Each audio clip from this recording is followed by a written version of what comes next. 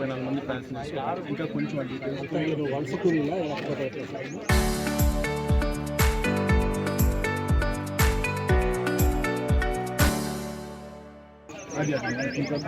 ఆ డీటెయిల్స్ అన్ని కూడా సార్ ఈ ప్రమాదం జరిగినమ్మటే వరకైతే మనం సంతోషం చేయగలిగాము. అయితే బాధాకరమైన విషయం యాక్సిడెంట్ కావడం అనేది. సో ఇక యాక్సిడెంట్ ఎలా జరిగింది ఏంటి ఇవన్నీ కూడా మనం అనలైజ్ చేసుకొని రానున్న రోజుల్లో అవి చేయకుండా చేయాలి. ఈవెన్ సీఎం సార్ కూడా దీని గురించి చాలా క్లియర్ ఇన్స్ట్రక్షన్స్ జరిగింది అనాలిసిస్ చేసి దీంట్లో మార్కెటింగ్ అవుట్స్కట్స్లో ప్రైవేట్ ట్రావెల్స్ కృష్ణ ట్రావెల్స్ సంబంధించిన వెహికల్ బస్సు జగిత్యాల నుంచి కలిగిరి పోతుంది.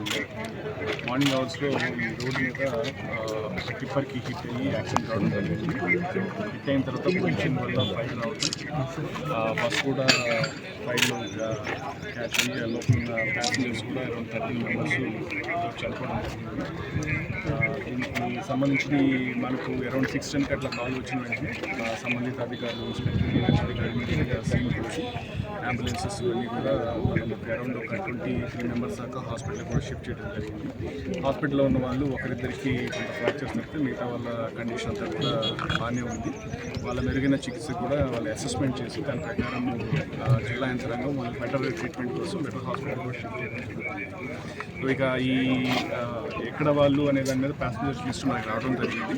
ఇప్పుడు హాస్పిటల్లో చూసుకున్నటువంటి 23 మంది వరకు అయితే అందరూ కూడా మన పీసీపల్లి వెలిగండ్ల ఇక్కడ మనకు సంబంధించిన వాళ్ళు కంటిగిరి మనకు సంబంధించిన వాళ్ళు ఉన్నారు 23 మంది కూడా.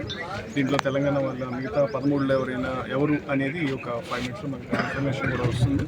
వచ్చిన వెంటనే మనం సంబంధిత ఫ్యామిలీస్ అందరికీ కూడా ఇన్ఫార్మ్ చేసి ఇక ఫర్దర్గా ఏమి ప్రొసీజర్స్ ఏం ప్రాసెస్ మనం చేయాలో దాని ప్రకారం చేయడం.